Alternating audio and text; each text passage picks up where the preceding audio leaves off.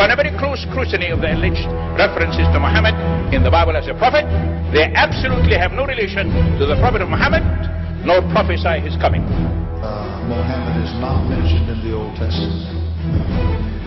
Muhammad is not mentioned anywhere from Genesis to Revelation. Muhammad is God's true messenger. That's a joke.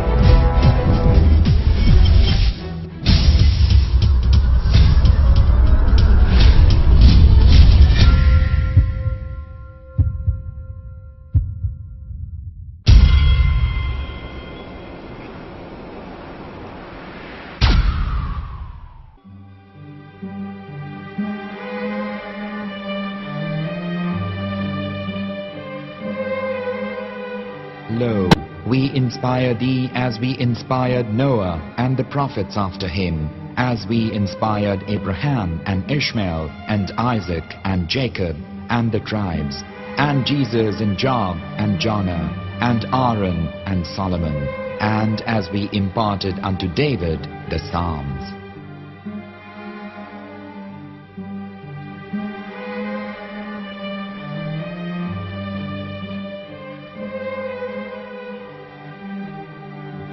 The verse we've just heard is from chapter 4 of the Quran. In the verse, God is affirming to humanity that Muhammad is indeed the recipient of a divine guidance, just as Noah, Abraham, and the rest of the prophets. However, some Christians and Jews today don't believe that Muhammad was a prophet and the covenant that God made with Abraham. And since the Quran is not their book of authority, in this video I'm going to show you that the book you're holding in your hands contains the name off the seal of prophethood, the Prophet Muhammad.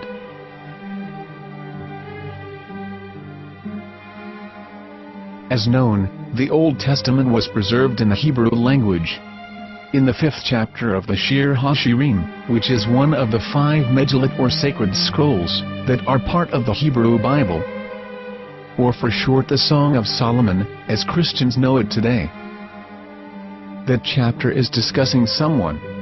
Jews will say it is discussing Solomon, while Christians will say it is discussing Jesus. Considering this is the Songs of Solomon, it would seem logical that it is discussing Solomon.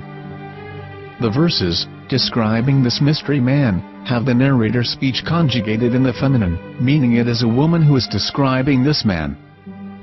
So it is possible that it is one of Solomon's wives discussing her husband Solomon. However, Christians assert that Jesus is being discussed, and that the chapter is describing a man who was not yet alive at that point. A prophecy.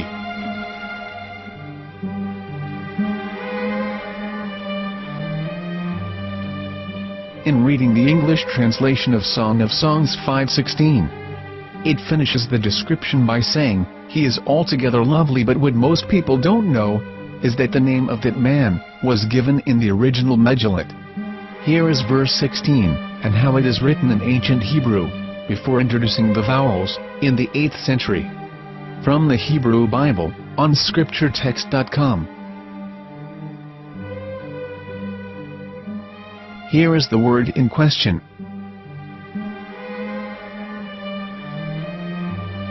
This word is made of 4 letters. Mem, Het, Mem, Dalet. Now when reading the word as it is written in its original form, with no vowels, it can be read as Muhammad, which is the name of the Muslim prophet, or as Mamad with no A after the H. According to Ben Yehuda's Hebrew English Dictionary, it is correctly pronounced as Muhammad, not Mamad. So how we're going to know for sure if it's pronounced as Muhammad, the Muslim prophet, or as Mamad, a random Hebrew word? The only way is to give the verse to a rabbi and say to him, "Please read." Here is the Song of Songs 5:16, and how it is read by a rabbi from a Hebrew Jewish site. Please notice, the im in Hebrew is a plural of respect. Hiko mamtakim vechullo mahamadim ze dodi vezer'i benot Yerushalayim. Hiko mamtakim וכולו מחמדים, זה דודי וזה רעי בנות ירושלים.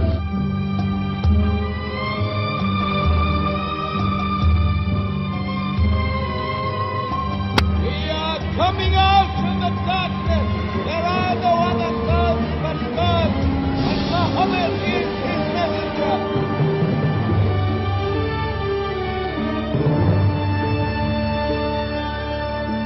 Let the world hear. חיכו ממתקים וכולו מחמדים, זה דודי וזה רעי בנות ירושלים. חיכו ממתקים וכולו מחמדים, זה דודי וזה רעי בנות ירושלים.